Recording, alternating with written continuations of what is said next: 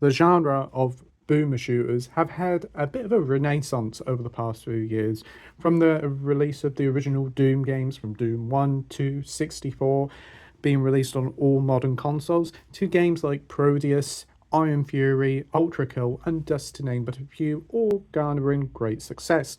But this game has had a big splash on Steam, but finally now making its way to Switch, and it is Turbo Overkill.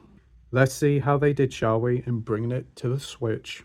Turbo Overkill is, as you've guessed it, a retro-style FPS boomer shooter, which is over-the-top action, really great gunplay, and beautifully designed levels. Straight from the get-go, Turbo Overkill means business, and it nails everything straight from the get-go, from its art design to its style to its gameplay to its gunplay. Everything here, you know the developers mean business. This wonderfully designed cyberpunk world has such a great mood and style to it, and it also helps that your character is a really badass mofo, with the ability of slow-mo shooting, wall running, as well as chainsaw knee sliding. Yes, the latter is so ridiculous but so satisfying to pull off.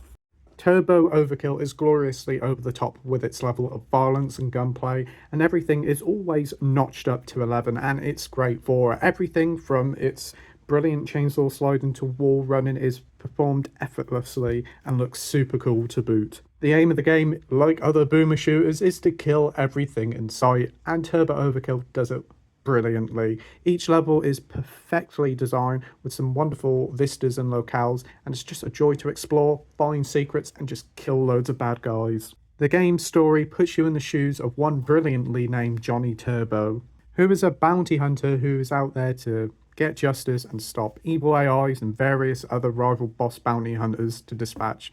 The game actually goes out of its way to make quite a rather interesting story and does have some very good world building here, which is nice to see.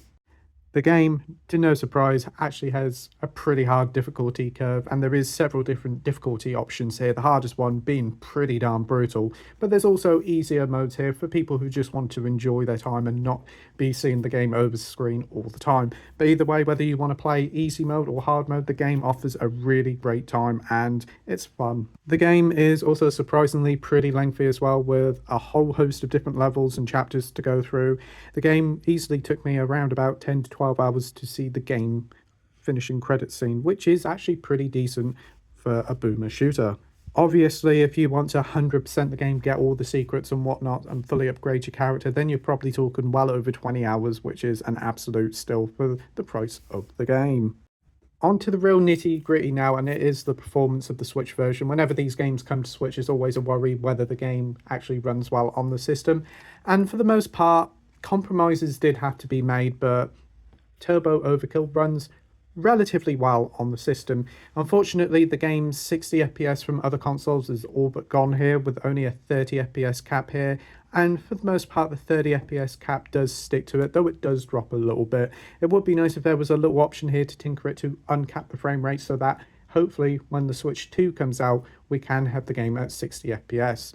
Also, some of the textures in the environment can look a little bit muddy. The art style does hide it a bit, but up close some things can look a little bit off. Also, load times are a little bit too long. It is a shame because when you're constantly running about shooting, waiting there for the game to load is a little bit annoying. And I know a lot of people do like their gyro controls with shooters on Switch, and unfortunately as of launch there's no gyro controls here, but hopefully the developers can include it in a future patch. Overall, Turbo Overkill has actually come out of nowhere to be a wonderful surprise stealth launch on the Switch and standing toe-to-toe with all the other brilliant boomer shooters on the console. It is an absolute blast from beginning to end, with some fantastic FPS action, with some great gunplay and great movement. There's a lot of replayability here, and the game caters for all tastes with all different difficulty modes, and it is a pretty darn lengthy experience. It is a shame that there had to be some compromises to get the game to run on Switch, but hopefully with a few updates and maybe even support for Switch 2, Turbo Overkill could run at 60 FPS. But if the Switch is your only place to play the game, it is a pretty darn good version. Just bear in mind, no gyro support, and it's only 30 FPS.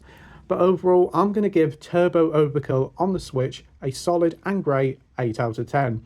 So thanks ever so much for watching my video. I hope you enjoyed it. If you could like and subscribe, that would be totally awesome. And as always, till next time, bye.